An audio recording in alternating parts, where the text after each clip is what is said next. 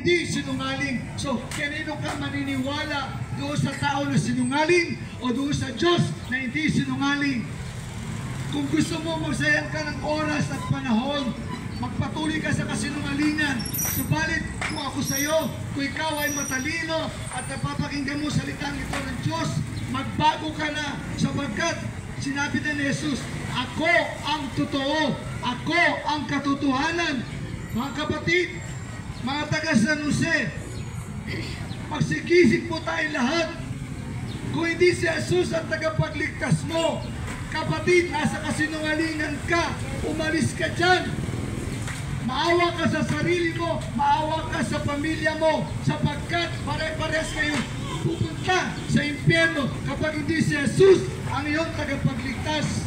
Subalit kapag si Jesus ang iyong tagapagligtas, kapatid, nasa tamang daan ka, nasa tama kang ginagawa, at ang lahat ng ginagawa mo ay hindi, walang kabuluhan. Kagaya po namin ni Pastor.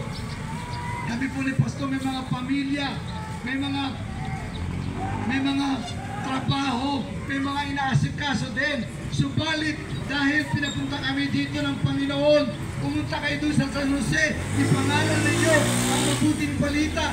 Mga kapatid, walang pagkatubili.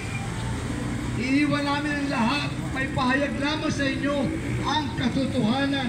At si Jesus mismo nagsasabi, ako ang katotohanan.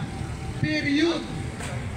Mga kapatid, mga taga San Jose, mahal kayo ng Diyos, mahal tayo ng Panginoong Yesus, kaya pinapahayag niya ang buong katotohanan sa atin. Subalit, kung ang katotohanan ito ay patuloy nating babaliwalain, kapatid, nasa sayo yun. Kung maniniwala ka sa kasinungalingan o kung maniniwala ka sa katotohanan, kung ako sa iyo, para hindi ka nagsasayang ng oras mo at ng panahon mo, si Jesus ang hanapin mo sa buhay mo. Sapagkat kay Jesus na mismo nagsabi, sa bibig na mismo ni Jesus nagsabi, ako ang katotohanan. So parang sinasabi ng Panginoon, kung hindi ako ang ipinapangalan, kung hindi ako ang tagapagligtas mo, nasa kasinungalingan ka.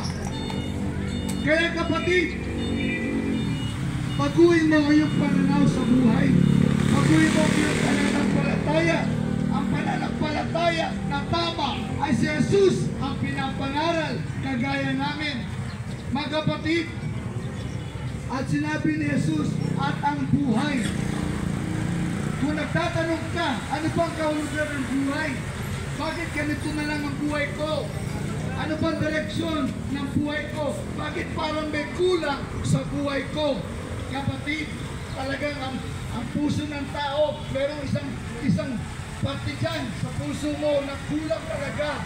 Kapag wala si Jesus dyan, sa puso na yan, nagkulang. Kapatid, hindi kumpleto ang buhay mo.